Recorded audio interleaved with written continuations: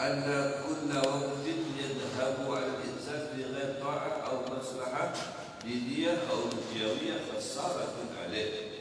Wal awqatu thalathatun waqtun lak wa waqtun 'alayk wa waqtun la laka wa la 'alayk.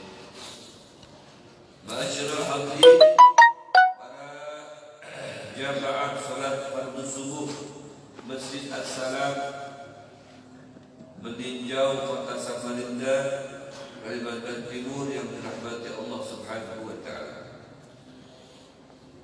Minggu pagi ini merupakan minggu yang terakhir daripada bulan Sya'ban. Nanti minggu depan sudah masuk di bulan Ramadan. Jadi untuk di bulan Sya'ban ini adalah penutupan. InsyaAllah disambung kembali di minggu ke depan dan seterusnya. Setiap paginya mungkin di sini diadakan pengajian lebih banyak lagi, lebih semangat lagi InsyaAllah di bulan Ramadan. Kita sudah mendapatkan modal di setiap seminggu sekali dengan saya di sini, belum lagi dengan yang lainnya. Kebiasaan seperti inilah yang akan membantu nantinya di saat dibuka majlis-majlis di bulan Ramadan, kita tidak kurang semangatnya, tidak kalah energinya, justru malah meningkat lebih semangat lagi ketika di bulan Ramadan. Karena bulan Ramadan adalah bulan yang penuh dengan keberkahan, bulan yang istimewa yang Allah hadiahkan untuk umat Nabi Muhammad SAW. Jadi sayang sekali kalau sampai nanti banyak kegiatan kemudian kita abaikan. Ya, tidak kita menyertakan diri untuk ikut serta pengajian-pengajian diantaranya di tempat-tempat terdekat dengan kita, khususnya di masjid kita ini. Karena fadilah daripada semua aktivitas yang bersifat amal soleh, pahalanya dilipat gandakan oleh Allah Subhanahu wa taala. Yang wajib dilipat gandakan sampai dengan 70 kali lipat nilai wajibnya. Yang sunnah seperti qobliyah ba'diyah dilipat gandakan oleh Allah seperti kedudukan yang wajib di luar bulan Ramadan. Adapun amal soleh yang lain seperti berinfak dan silaturahmi serta belajar ilmu seperti mana pada pagi hari ini, maka jauh akan lebih tinggi nilainya di mata Allah Subhanahu wa taala ketika di bulan Ramadan. Nah, pada pagi hari ini kembali kita meneruskan pelajaran kita di mana Rasulullah SAW kembali bersabda untuk kita dalam sebuah hadis yang diriwayatkan oleh Al-Imam Bukhari wa ghairihi dari hadis Abdullah bin Abbas radhiyallahu anhuma. Ujar Nabi SAW, ni'matani maghbunun fihima katsirun minan nas. Ada dua nikmat yang banyak manusia tertipu di dalam keduanya. Apa itu? As-sihhatu wal faragh. Ya, dua nikmat tadi itu, yang pertama adalah nikmat sehat. Kita diberikan sehat oleh Allah Subhanahu wa taala. Sehat yang ada pada diri kita itu adalah pinjaman. Makanya sebelumnya dalam sebuah hadis yang diriwayatkan oleh Al-Hakim dari hadis Abdullah bin Abbas juga radhiyallahu taala anhu dan disahihkan serta dikeluarkan juga oleh Al-Imam Baihaqi. Rasulullah SAW sampaikan di pertemuan kita sebelumnya, wasihataka qabla saqamik. Gunakan masa-masa sehatmu sebelum tiba masa sakitmu. Kita tidak tahu kapan tibanya itu penyakit. Makanya kemana-mana kita terkadang pakai masker. Ya, karena kita tidak tahu di mana ada penyakit yang mungkin bisa singgah dengan kita. Berjaga-jaga. Maka dengan itu kita juga harus mempersiapkan diri dengan masa-masa sehat ini untuk terus kita gunakan kesehatan ini di jalan Allah Subhanahu wa taala. Supaya di saat kita lagi sakit itu, kalau sudah terbiasa kita berbuat kebaikan, maka pahala dari Allah akan terus mengalir kepada kita. Salah satu sebuah contoh, antum biasa hadir ke majlis ilmu, khususnya minggu pagi dengan saya di sini. Pada suatu waktu antum sakit, tidak bisa hadir ke sini. Maka sakitnya antum nggak bisa ke sini karena uzur, betul-betul sakit nggak bisa berjalan. Antum berbaring di rumah, sholat di rumah, hatinya ingin hadir ke sini karena kebiasaan antum hadir di sini, maka Allah mencatat pahala duduknya antum di sini. Padahal antumnya di rumah, tapi pahalanya dapat karena istiqomah. Biasa hadir di masa sehatnya. Kalaunya sehat dia pasti akan pergi. Hanya saja kendalanya dia sakit. Ya, maka di saat sakit dia tidak bisa hadir, itu mendapatkan catatan kebaikan. Pahalanya terus mengalir untuk kita sampai disembuhkan kembali oleh Allah Subhanahu wa taala. Makanya fungsikan sehat ini di jalan Allah, jangan dirusak. Karena sehat ini mahal. Mahal sehat ini. Kita bisa kentut aja itu sehat. Karena kalau sampai kentut itu tertahan sehari dua, kemudian kita keluarkan lewat rumah sakit, wah, biayanya berapa itu? Betul. Iya, biayanya berapa itu? Mahal biayanya. Baru kentut, belum yang lain-lainnya. Jangan dikira. Orang tidak tahu kadarnya. Sehat itu mahal, berharga, bernilai. Ya, dan nikmat sekali. Kecuali kalau sudah berbaring di atas tempat tidur, tidak bisa berbuat apa-apa, cuman angan-angan doang, cuman meleleh, air mata, nangis berhari-hari. Coba, mau coba terus. Jakanya. Tapi di masa sehat tidak betul-betul difungsikan. Kalau sudah garing aja hanya jakanya aku sehat dan semalam nyaman aku menggawe ini menggawe itu, waduh, datang ke sini datang ke situ, cuman hayalannya saja. Diberi sehat lagi oleh Allah, tetap aja diabaikan karena biasa mengabaikan. Makanya hati-hati, jangan mengabaikan kebaikan sedikit pun, karena di balik kebaikan itu ada ridho Allah Subhanahu wa taala tersirat. Kita tidak tahu dari sisi mana itu kebaikan yang mengandung ridho Allah Subhanahu wa taala yang akan kita dapatkan. Dan jangan juga menganggap remeh dengan perbuatan maksiat, karena di balik perbuatan maksiat ada murka Allah. Kita takut di saat maksiat itu pas turun murka Allah kepada kita sehingga kita akan menjadi orang yang binasa. Nauzubillah min dzalik. Nah, ini kenikmatan yang tersembunyi yang banyak orang lalai untuk memfungsikannya. Banyak orang tertipu di dalamnya, yaitu nikmat ketika sehat. Sehat, bisa duduk biar nyaman, sehat. Kawa berjalan sehat, kawa makan, ya berarti sehat. Karena orang garing itu kada kawa makan, apalagi orang kena corona itu, nggak ada rasa biar ujarnya bang. Ya, nggak ada rasa, manis kada terasa manis lagi. Diberi yang pahit, kada terasa pahit lagi. Ya, kada beliur lagi melihat makanan, tidak ada rasanya. Diangkat rasanya oleh Allah disebabkan virus. Coba bayangin, sudah nggak enak makan, guring kada nyaman, semuanya kada nyaman. Ya Allah, kada nyaman. Penciuman, wah kacau nih, nggak ada tercium lagi nih. Nah, itu kan sudah hilang penciuman, hati-hati itu sudah. Mendekati.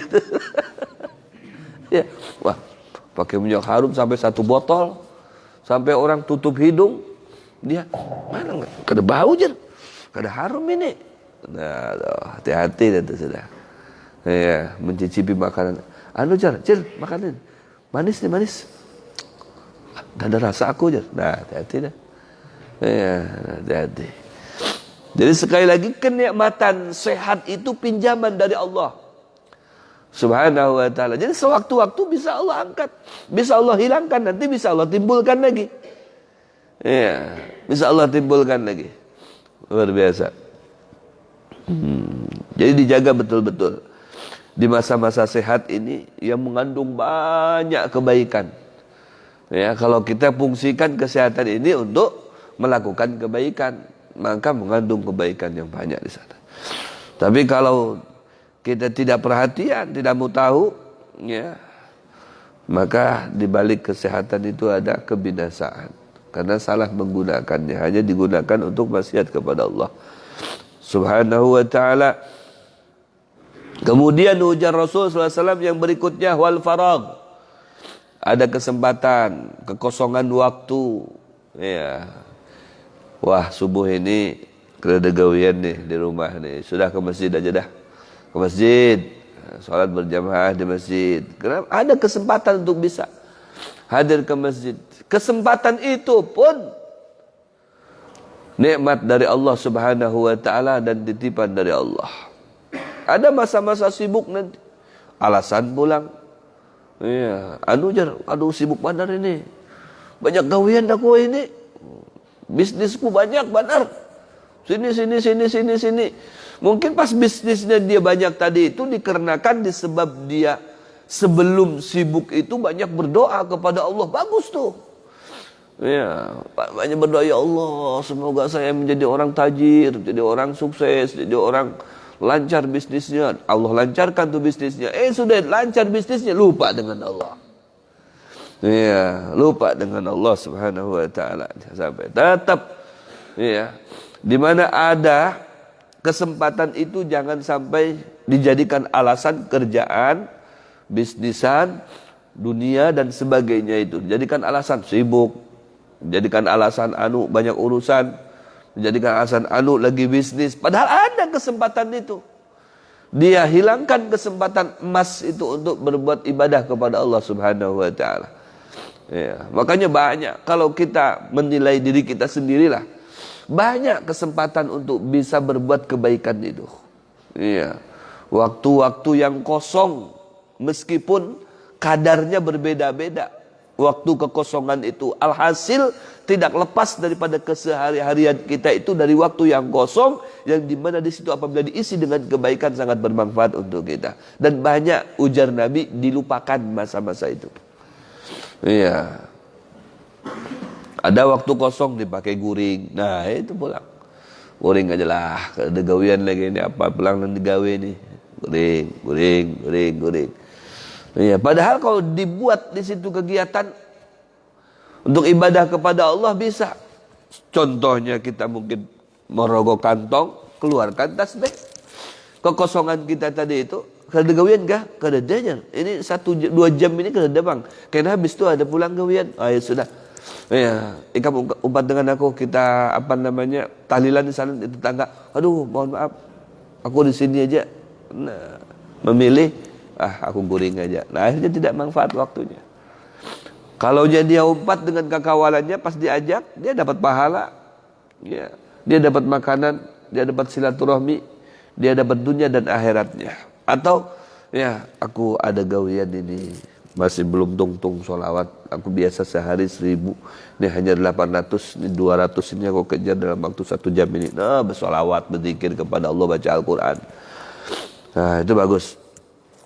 Artinya kita yang mengetahui waktu kita mana waktu kosong, disitulah kita isi. Minimal dengan kita bertasbih, ya, dengan berzikir kepada Allah Subhanahu wa ta'ala, dengan bersolawat kepada Nabi Muhammad SAW, supaya semua waktu itu terisi gitu dengan ibadah kepada Allah Subhanahu wa ta'ala.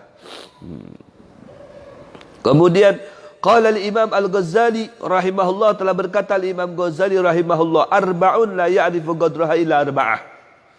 Ada 4 hal kata Imam Ghazali yang tidak tahu, banyak orang tidak mengetahui kadarnya, ya, bobotnya 4 perkara tadi itu, kecuali dengan 4 perkara berikutnya. Ya, apa itu? La ya'rifu qadral hayah illa al-mauta. Kata Imam Ghazali, banyak orang tidak mengerti tentang bobotnya kehidupan, ya, kecuali kalau sudah mati. Kalau sudah mati, baru dia mengetahui betapa pentingnya kehidupan itu. Tapi penting kehidupan itu, bobotnya kehidupan tadi itu kalau difungsikan untuk ibadah. Karena dia tidak mengerti, akhirnya kehidupannya dia sia-siakan. Dia ikuti hawa nafsunya dia. Ya sudah, kita malam minggu kita ngetrek aja. Malam minggu kita nongkrong aja. Malam minggu kita umpat-umpatan orang tuh ke kafe dan sebagainya. Malam minggu kita umpat-umpatan orang aja ke diskotik dan sebagainya. Malam minggu umpat-umpatan orang kita lomba ini, lomba itu. Dia sia-siakan masa hidupnya. Padahal, waduh, dia berapa tahun tinggal di dunia? 80 tahun, 70 tahun, 60 tahun, 50 tahun. Kan lumayan itu 50 tahun itu tinggal di dunia. Ya. Kalau kita sewa rumah itu berapa duit itu keluar. Luar biasa. Kita sia-siakan, akhirnya kita rugi sendiri. Kapan kita merasakan rugi? Di saat kita sudah mati di dalam kubur, tidak ada yang menemani kita, istri kita semuanya. Qalu salama, anak, istri, cucu, masing-masing melambaikan tangannya. Papa, abah. Sampai ke rumahnya, kadalawas dia kembali senang-senang dengan hartanya, dengan keluarganya. Kita di dalam kubur. Ya. Yang semasa di dunia tidak peduli dengan istri. Istri kita mau sembahyang kah kada? Mau ke majlis kah kada? Anak kita mau sholat kah kada? Ya Allah. Yang penting ya dirinya sendiri mengikuti hawa nafsu, mencari kepuasan dunia, ya, mencari kesenangan dirinya saja, untuk dirinya saja. Ketika dia sudah di dalam kubur, baru dia akan sadar, ya Allah, betapa bernilainya hidup kalau dilakukan untuk beribadah. Sekarang saya, waduh, menangis, merengek, dihimpit sama bumi, dipalu sama malaikat, dipentung sama malaikat. Allahu Akbar, menjerit. Siapa yang nolongin kita? Nggak ada. Mau Al-Quran nolongin kita, kita menjauh dari Al-Quran. Mau zikir nolongin kita, waktu di dunianya kita nggak bersahabat dengan zikir. Mau majlis talim nolongin kita, waktu di dunia kita kenal aja kagak dengan majlis talim. Ya. Nggak ada yang kenal dengan kita di dalam kubur. Qurannya nggak ada, zikir nggak ada, sholawat nggak ada. Sholat cuma tahunan pas hari raya saja. Ya itu pun sunnah lagi. Ya sehabis hari raya sudah free lagi sholatnya, tidak ada lagi. La ilaha illallah. Siapa yang nolongin kita? Ya istri kita, anak kita. Justru akibat ulahnya istrinya tadi itu, karena sudah terdoktrin dengan kita selalu, ya dia dalam keadaan hidup serba nyaman, mewah, hidup hedonisme, ketujuhnya jalan-jalan dan sebagainya. Ya, akhirnya kita binasa dalam kuburnya. Tersiksa dengan ulah istri kita, tersiksa dengan ulah anak kita. Belum tersiksa dengan ulah diri kita, dengan gawian kita seorang, tambah lagi dengan tersiksanya akibat daripada gawian anak dan bini kita. Itulah yang dimaksud dalam Al-Quran, inna min azwajikum wa auladikum aduwalakum. Jika kita tidak peduli dengan keluarga, tidak peduli dengan anak, tidak peduli dengan istri, akan menjadi musuh nanti di akhirat. Jadi musuh. Di alam kubur sudah banyak musuh kita. Ya, malaikat bentuk seremnya mendatangi kita. Sujaul Aqra dengan mulut mengeluarkan apinya mendatangi kita. Rayap-rayap semuanya menyerbu kita. Bumi memusuhi kita dengan menghimpit kita sampai gepeng, hancur kita. Allahu Akbar. Ngeri. Kenapa? Kita waktu di dunia nggak mau bersahabat dengan majlis ta'lim. Waktu di dunia nggak mau bersahabat dengan ulama. Waktu di dunia nggak mau bersahabat dengan zikir, dengan Al-Quran, dengan sholat, dengan masjid. Akhirnya kita sengsara, akhirnya kita binasa. Di situ baru dia sadar, ya Allah, kembalikan saya ke dunia. Kalau engkau kembalikan saya ke dunia sesaat saja, fa'akuna minas salihin, saya akan menjadi orang soleh.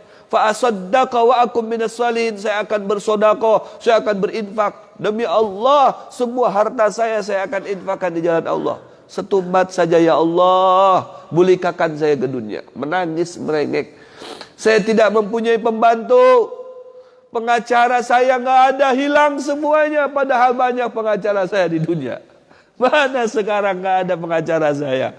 Pembantu saya banyak di rumah, sekarang keadaan lagi ya Allah. Yang ada cuman kebinasaan ya Rabb. Coba ya Allah bulikakan lagi setumat barang ya Allah. Saya akan berinfak, saya akan sedekah. Padahal waktu di dunianya selalu itu datang. Pak, sagan masjid baik. Pak, sagan maulid. Pak, sagan Ramadan. Pak, sagan iftar. Pak, sagan ini, sagan itu. Lewat. Anu jar lewat aja. Lewat aja. Aduh, kebiasaan lewat aja dipentung sama malaikat di kuburan tahu sendiri itu. Ya Allah, ujarnya di kuburan tuh, ujar guru-guru banyak jar yang nolongi. Mana? Jar malaikat, ikam karena mau kenal dengan Al-Quran. Al-Quran ikam cuma jadikan pajangan saja. Di atas lemari dibaca, kalau rumah ikam merasa ada hantunya di situ. Itu ikam kiau tuh guru di luar sana. Sagan membaca Al-Quran itu guru, di rumahku jangan saram ada hantunya dibacakan Al-Quran gin. Ya Allah, masih juga itu guru orang lain yang baca Al-Quran. Ikam bila baca Al-Quran, kan ada waktu untuk baca Al-Quran, ikam gunakan. La ilaha illallah. Tasbih banyak, Masya Allah, ada berpuluh. Ya, tasbihnya, tapi kada suah difungsikan. Cuma digantung, nukar, digantung. Iya. Kalau yang bertasbih, artinya tasbih yang apabila dikantongi, tasbih itu, kemudian ada pahalanya terus mengalir kepada kita. Manakala ini tasbih, selalu kita fungsikan untuk berzikir. Bersolawat, berzikir kepada Allah. Pas lagi sholat, diandak dulu di kantong. Nah ketika ini bunda, tasbih diandak di kantong, karena sudah terbiasa kita bersolawat, pian sholat, ya, ini tasbih tetap berfungsi, pian mendapatkan pahala meskipun tasbihnya ada di kantong. Piannya lagi sholat, pahala dari sholawat, dari tasbih ini juga dapat. Bayangin. Lagi di majlis ilmu, biasanya kalau enggak di majlis, bersolawat terus, berzikir terus, bertasbih. Subhanallah. Pas dimulai majlis ta'lim, anak dari kantong. Ini yang dimaksud. Tasbih yang di kantong tadi itu, dia memberikan manfaat zikir, memberikan manfaat sholawat, memberikan pahala tasbihnya kepada orang itu. Karena kalau di luar zikir, dia bertasbih, dia bersolawat, dia berzikir. Begitu waktu zikir, diandak dulu tuh di kantong. Nah ketika diandak di kantong, tetap dia mendapatkan pahalanya. Subhanallah. Iya. Tapi kalau pas begitu nukar langsung digantung begitu, yang penting dapat pahala aja. Pahala dari mana? Ya pahala di mana? Anu jar guru semalam duk, di antaranya tasbih jar. Apabila dikantongi saja atau diandak di rumah, itu pahalanya mengalir. Itu pahalanya mengalir. Itu kalau ini tasbih biasa digunakan untuk berzikir. Pas kita kadang-kala lagi menggunakannya itu karena mungkin ada yang lebih afdal seperti sholat. Ada yang lebih afdal seperti menuntut ilmu. Duduk di majlis ilmu, tinggalkan zikir. Tinggalkan sholawat, karena menuntut ilmu sendiri itu zikir. Ya, tinggalkan dulu. Mana afdal? Tasbihan kah atau kita mendengarkan ilmu? Mendengarkan ilmu lebih daripada afdal. Andak tuh tasbih di sini. Kita dapat pahala yang biasa kita baca. Sholawat kah, zikir kah, atau tasbihnya kah? Diandak dulu. Karena habis majlisan, hanyar dibuka lagi, bersolawat lagi, berzikir lagi, bertasbih lagi. Tapi kalau begitu kita nukar nih, berapa gerak nih, 100.000 nih sebuka kah? Iya, Masya Allah. Habis itu Alhamdulillah aja. Dapat pahala, taruhnya di andaknya, di situ digantung di paku situ. Ya, anu jar sagan mengusir jin. Jin aja kada takut. Ujar jin, aku takut tuh kalau tasbihnya dipakai. Kalau cuma digantung di situ, mana aku takut jar jin. Aduh, jangan salah persepsi. Dan salah paham. Nah ini, kadamu bersahabat dengan tasbih. Bagaimana kita mendapatkan pertolongan dalam kuburan kita? Karena yang akan menemani kita, yang menjadi kakawalan kita di sana itu adalah amal kita. Ya, apabila kita rancak beramal, banyak amalan kita ini dari berbagai bacaan amalan. Ya, dari sholatnya, dari amalan sunnahnya, ya, dari Al-Qur'annya, dari sholawatnya, dari zikirnya, baru tuh ketika di dalam kubur itu semuanya akan mengalir kepada kita. Ya, kita baca Al-Qur'an, maka Al-Qur'an akan syafi'an lahu. Iqra'ul Qur'an fa innahu ya'ti yaumal qiyamah syafi'an, ya, li ashabih. Dia akan mencari-cari itu Al-Qur'an. Begitu ditakuni sama malaikat, Al-Qur'annya akan bertengger di situ. Maju Al-Qur'an menjadi preman di situ. Hujan Al-Qur'an. Belakang nih, biar aku yang menghadapi malaikat ini. Al-Qur'an. Belakang. Bos. Kamu di belakang, bos, ya. Biar aku yang menghadapi ini. Chill aja menghadapi malaikat itu jalan Al-Quran. Ayo Ikam, tugas Ikam apa gerak? Ikam hendak menakuni apa dengan kami? Takutnya aja. Kami siap menjawab kok. Wah, sudah ditantang. Belum bertakun malaikat sudah ditantangnya. Ikam hendak menakuni, ayo hendak bertakun apa Ikam? Ya, aku jawab semuanya. Waduh, jalan malaikat yang bukan orang sembarangan ini. Ya, ada premannya di situ. Al-Quran yang menjadi kekawalan kita dalam kubur. Kita biasa berzikir, zikir itu yang akan menjadi kekawalan kita. Karena amal kita itulah yang akan menemani kita. Kata Rasulullah, yatba'ul mayit salatah. Yang umpat dengan mayit itu ada 3. Ingatlah, ada 3 yang umpat dengan mayit. Ya, yang umpat dengan mayit, ya, maluhu wa ahluhu wa amaluhu. Ya, maluhu, hartanya, umpat juga dengan mayit. Ya, tuh mayit. Umpat dengan mayit tuh. Sidin baisi oto, umpat sampai kuburan aja tapi. Itu kan dicegah orang, pak, maaf pak, sampai sini aja Jan. Sampai parkiran. Karena sampai ke kuburan, sampai parkiran. Maaf pak. Ini Alfat ini, ampun Sidin, jenazah. Maaf pak. Yang bisa sampai ke kuburan, atas kuburan cuman ambulan aja. Ambulan yang bukan ampuninya bisa sampai ke sana. Ya, itu kan kalau bisa masuk mobil. Kalau kada anu pak di sini aja, diandak di sini aja otonya. Ya, anu kuburannya di sana, kita harus berjalan kaki ke sana. Jadi diangkat aja jenazahnya, diangkat. Jadi mobilnya sempat sampai situ aja. Sampai parkiran, habis itu goodbye. Iya. Apalagi harta kita, iya.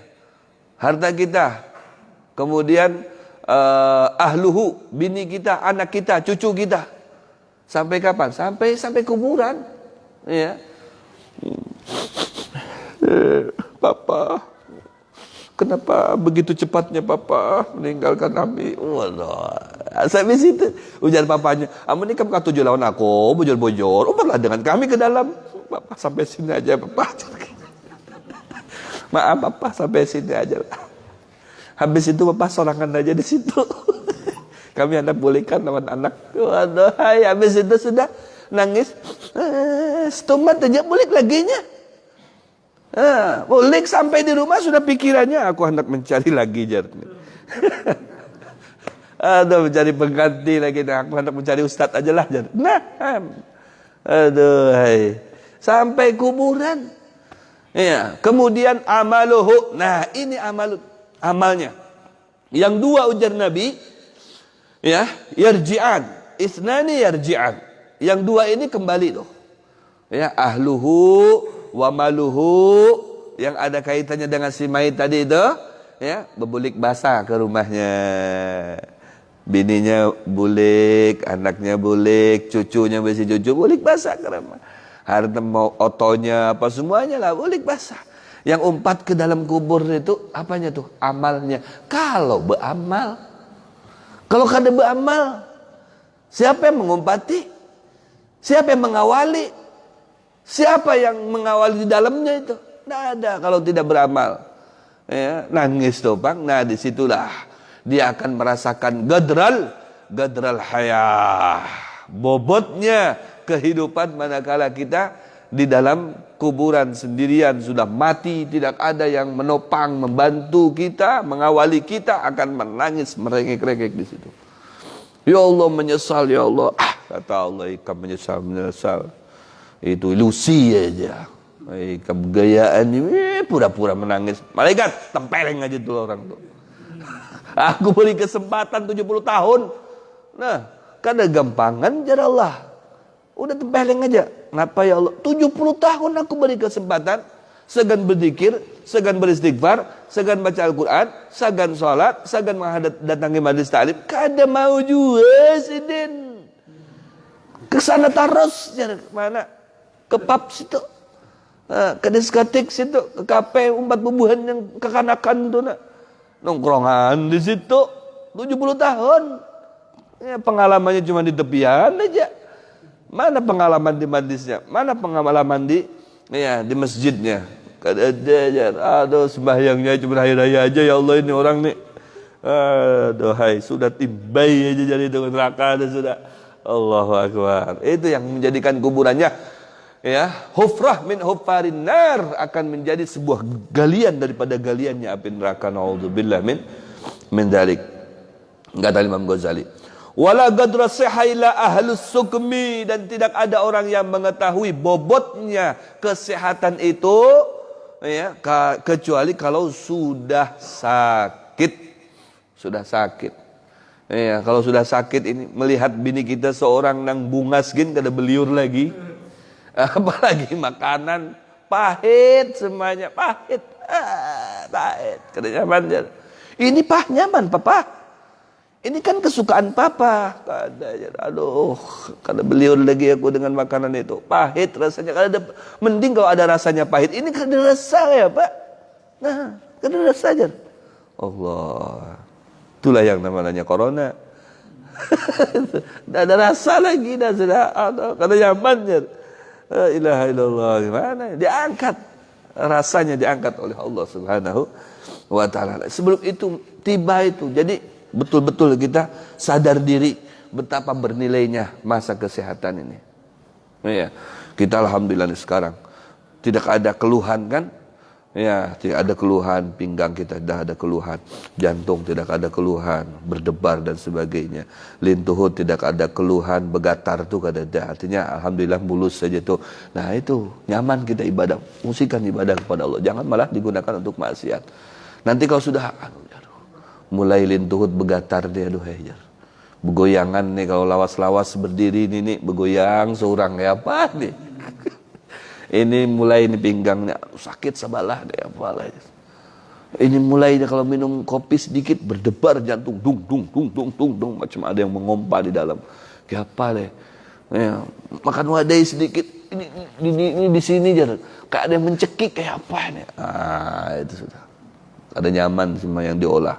Sebelum masa-masa itu tiba pada diri kita, maka masa sehat yang masih saat ini kita rasakan, betul-betul kita kembalikan kepada Allah dengan didasari amal ibadah yang baik. Wala gadra syabab illa ahlul haram, dan tidak ada yang mengetahui kadarnya nilai anak muda illa ahlul haram, kecuali kalau sudah tua. Ini kan masih akan-akan ini kada mau tahu dah. Malam minggu mulai dari jam 3 itu sampai subuh tuh masih tuh. Ngetrek itu di muka rumah ulun tuh. Di lembus tuh sudah. Ya Allah. Mana binian pulang banyak di situ. Masya Allah. Apakah yang digawainya itu? Apa yang menjadi kesenangannya itu? Apakah mungkin karena ada biniannya di situ? Aja. Cuma dapat ini aja. Itu aja tuh. Waduh, himungnya. Tambah lagi gayanya. La ilaha illallah. Habis waktunya. Padahal kalau sudah tegugur, hancur awaknya, ditinggalinya sama biniannya tadi itu. Aduh, jer. Kamu ini gak bagus, gak harap jer. Tinggalinnya. La ilaha illallah. Rugi. Kalau menurut kita. Nah itu. Kalau sudah tua, tidak bisa lagi berbuat apa-apa, sudah namanya sudah faktor usia. Apalagi kalau sudah kepala 8. Bukan kepalanya 8. Usianya 80 tahun. Mungkin 90 tahun. Kecuali kalau kayak kai itu tuh biasa olahraga ya kalau sehat harus. Nah, kayak kita biasa olahraga, biasa ngebanting orang tuh. Macam-macam itu. Itu sehat itu. Kalau sudah ada uyuhnya sudah kada kawa lagi berbuat apa. Ini cuman dulu aku je semasa kekanakan tuh semuanya aja bisa aja aku ini. Wah ini aduh lapah ini. Lapah ini aduh kada kawa lagi je. Nah, ngangkat nini aja kada kawa ini. Wah semalam waduh kuat tanganku. Wah ini aduh kada kawa lagi dah. Nah, secangkir banyu aja ini begatar nah. La ilaha illallah. Nah itu nilai masih masa-masa remaja itu, aduh nilai-nilai yang produktif. Ya, di situ kalau kita fungsikan masih bisa berbuat apa saja dalam bentuk beribadah kepada Allah. Mau qiyamul lail, mau baca Al-Quran, mau menghafal, mau baca ratusan ribuan zikir, mau duduk 1 jam 2 jam kan mampu karena masih masa-masa produktif, masa-masa energi, masa-masa sehat. Kalau sudah tua, lawasan kalau sudah 30 menit, 40 menit aja dudukan nih, sudah mulai dan ini pinggang nih. Nah kan, tak ada kawa lagi. Sampai sejam, 2 jam, 3 jam, ada kawa. Iya, bangun malam, berdiri lawas-lawas, baca Al-Quran sampai 1 juz, sekalipun baca di situ. Iya, 1 makro, itu dikit aja, 1 juz sekali baca. Nah, Masya Allah, kuat. Kalau sudah faktor usia, kada kawa lagi. Nah, disitulah nilainya masa-masa remaja, masa-masa muda. Ya, kita yang masih masa-masa muda sebelum menyesal nanti, ketika sudah di masa tua tidak ada nilai-nilai kebaikan yang kita lakukan kecuali sedikit, maka sekarang kita fungsikan. Ya, fungsikan. Oh, yang sudah tua kayak apa, Bib? Terlambat? Tidak ada terlambat, sebelum mati. Kan tadi itu, sebelum mati. Di masa-masa mati nanti akan menyesal. Sebelum masa tiba penyesalan, kita tutup dengan beribadah kepada Allah supaya nanti tidak ada penyesalan, yang ada senyuman karena bahagia dan bangga kita punya jiwa, ya, punya badan, punya ruh, semuanya utuh, ya, dimuliakan oleh Allah Subhanahu wa taala. Kemudian wala qadral ghina illa ahlul faqr. Tidak ada yang dapat mengetahui bobotnya masa kaya illa ahlul faqri, kecuali kalau sudah faqir. Ya, kalau sudah faqir, kaya faqir.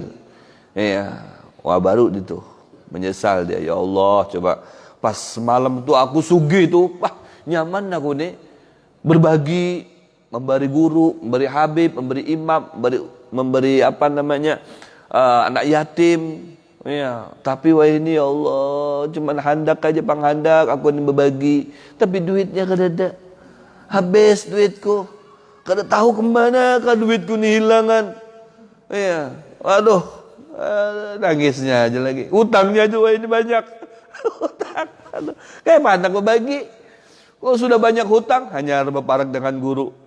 Guru doakan guru lah. Ada pinjaman gak ada guru, mesti duit ya dulu. Aduh, bukannya berbagi.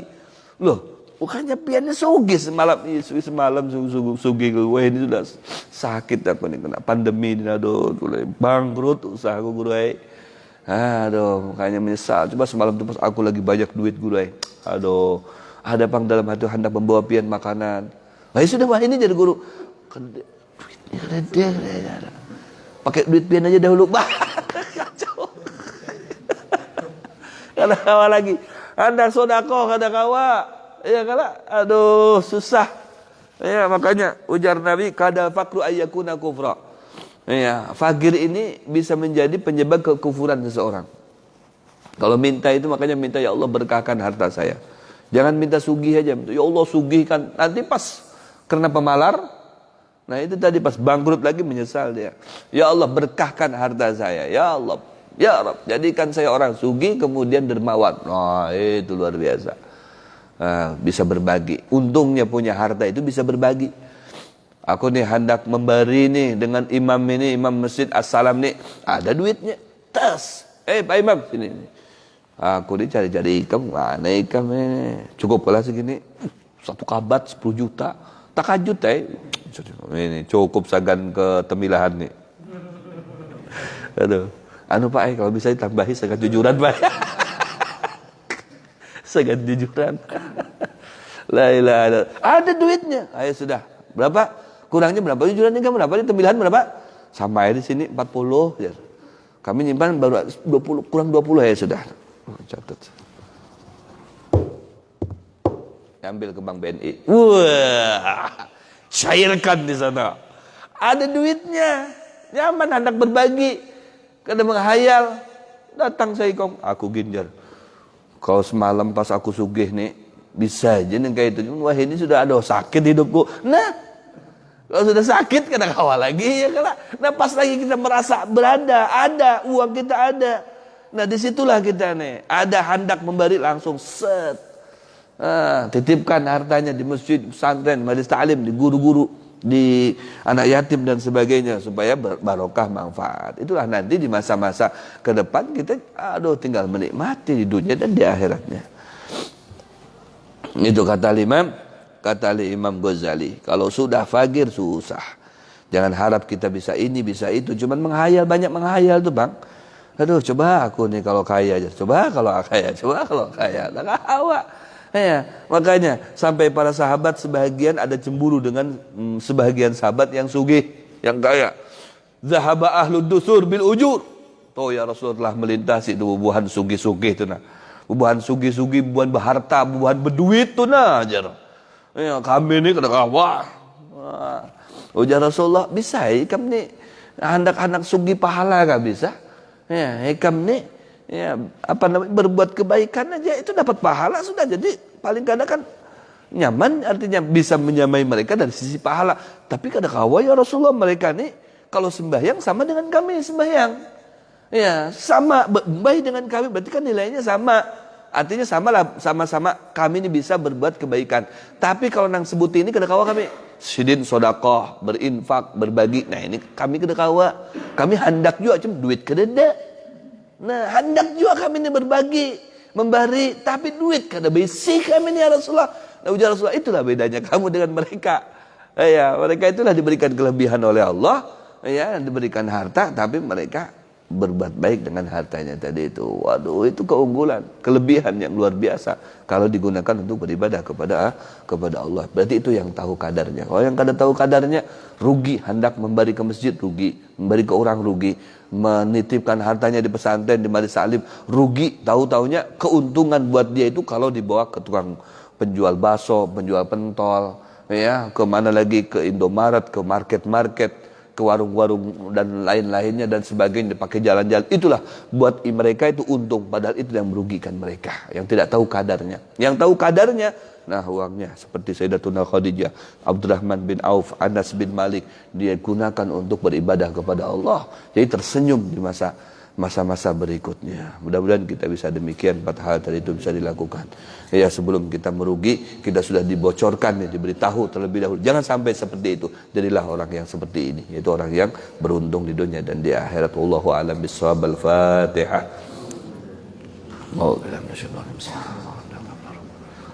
Ya kan Allah yang nasihat dan suratul mustaqim, suratul mustaqim, suratul alaihim. Amin ya Allah ya Rabbal Alamin. Bismillahirrahmanirrahim. Alhamdulillah Rabbil Alamin. Allahumma salli ala Sayyidina Muhammad wa ala Sayyidina Muhammad. Allahumma ya man wafaqa ahlal khair wa anahum alaihi wa fiqna al-khair wa inna alaihi.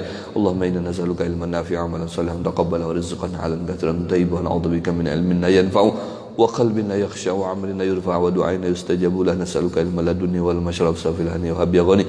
Rabbana atina fid dunya hasanah wa fil akhirati hasanah wa qina adzabannar. Rasulullah ala sayyidina Muhammadin nabiyyi wa ala alihi wa sahbihi barik wa sallim. Walhamdulillahi rabbil alamin. Taqabbalallahu minkum minna minkum taqabbal ya karim. Sama-sama kita melaksanakan salat isyraq, salat duha dan salat al-hifz.